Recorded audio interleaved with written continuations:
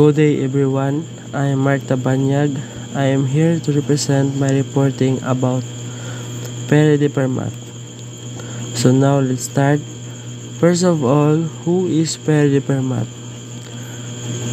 Pere de Fermat, born and raised in Beaumont-de-Lomagny, French mathematician, founders of modern theory of numbers. He lived in Toulouse and his hometown is Beaumont-de-Lomagny, and also he's a lawyer, inventors on analytic geometry.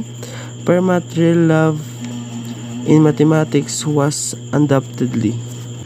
Pere de Fermat, born on August 17, 1601 in Beaumont-de-Lomagny, died in January 12, 1665 in Castres, France.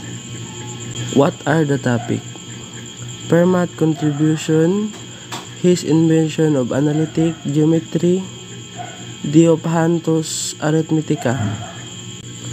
Fermat contribution, calculus. The creator of calculus, including Fermat, rely on geometric and physical.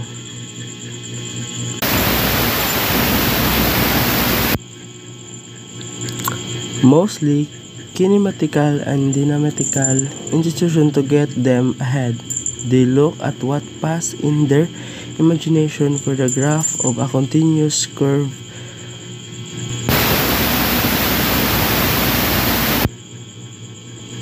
Integral calculus.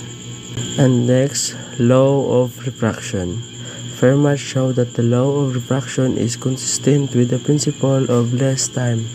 From this principle, Fermat deduced the familiar law of reflection. The angle of reflection is the sine of the angle of incidence is a constant number time the sine of the angle of refraction is passing from one medium to another. Next, law of interaction.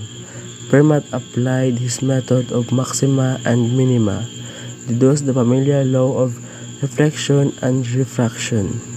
The angle of reflection, the sine of the angle of incidence, is a constant number time the sine of the angle of the refraction of passing from one medium to another. So, okay, di na po ta sa other contribution. Fermat numbers. So, kung siya solving. So, nako ipakita sa inyo ang solving about ani sa kay Fermat nga numbers. So, ako explain mo kung siya na ang Fermat numbers. So, ang Fermat numbers, kiyatag dito ang given nga Fn is equal to 2 over n plus 1. So, dahil siya imuon. So, for example, 1 atong gamiton. So, F1 is equal to 2 to 1 plus 1. And then, so, 2 times 1 equals 2 plus 1. 2 times 2, 4 plus 1 equals 5. So, muna siya ang prime number. Muna siya ang prime number. So, muna siya ang solution. Muna ang Fermat numbers. So, mahatag ko like example sa Fermat number para masabtan jud nato. So, ang kuan dito sa Fermat number is Fn equal to 2 over n plus 1. So, 3 ato. So, matry ito sa 3 kay gay nang 3 man tayo sa 1. So, 3 na pala ito yan. So, F3 equal to 2, 3 plus 1. So, 2 So, 3, 2 times 2, so 8 plus 1. And then, mo siyang mo siya i-multiply.